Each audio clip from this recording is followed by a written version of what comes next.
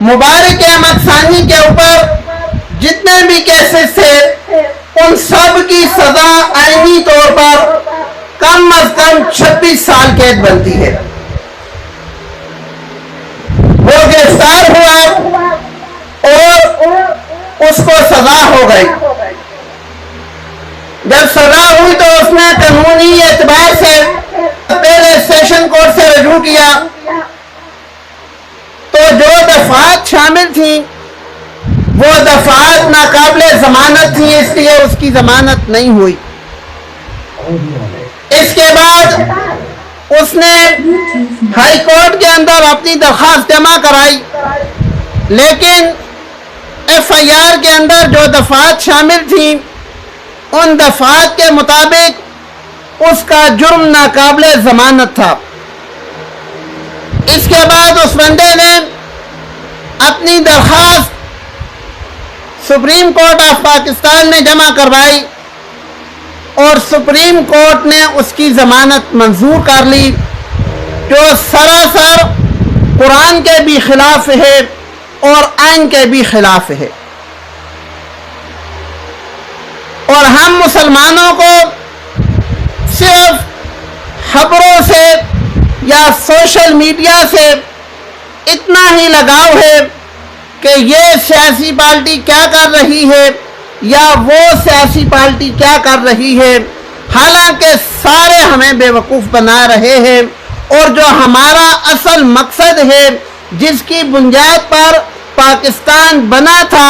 لا الہ الا اللہ محمد الرسول اللہ، اس کی بنیاد کو کھوکھلا کرنے والے،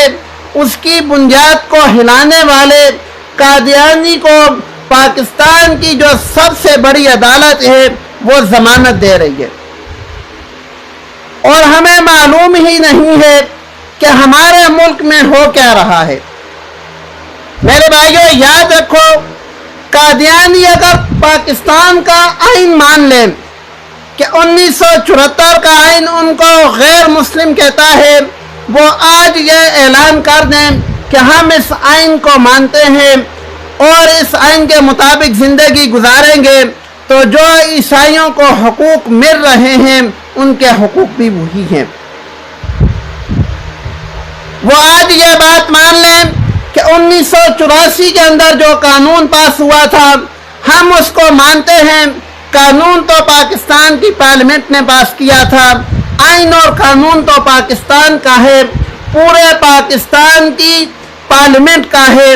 اس کو آج یہ مان لیں تو ہم کہتے ہیں کہ آپ کے وہی حقوق ہیں جو اس ملک کے اندر رہنے والے ایک ہندو کے ہیں، ایک عیسائی کے ہیں، ایک سکھ کے ہیں۔ لیکن آپ قرآن سے بھی بغاوت کرو، حدیث سے بھی بغاوت کرو، آئین سے بھی بغاوت کرو، اور پھر کہو کہ ہمیں حقوق دیے جائیں،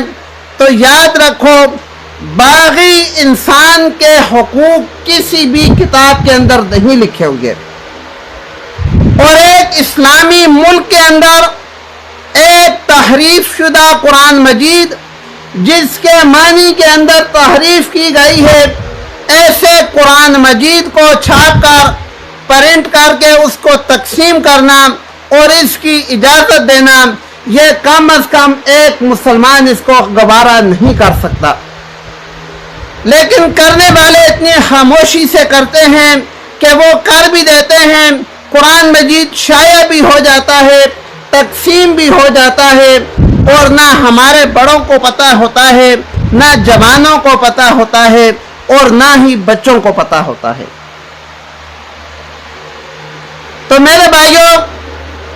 عقیدہ ختم نبوت یہ مسلمانوں کا بنیادی ایمانی عقیدہ ہے۔ جو بندہ بھی تاجدار مدینہ صلی اللہ علیہ وآلہ وسلم کو اللہ کا آخری نبی نہیں مانتا وہ مسلمان نہیں ہے، یہی عقیدہ ہے، اور یہ سب مسلمانوں کا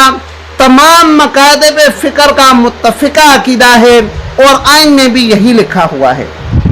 اللہ رب العالمین سے دعا ہے کہ اللہ رب العالمین ہم سب کو اپنے دین پر قائم رہنے اور اپنے دین کی حفاظت کی توفیق عطا فرمائے۔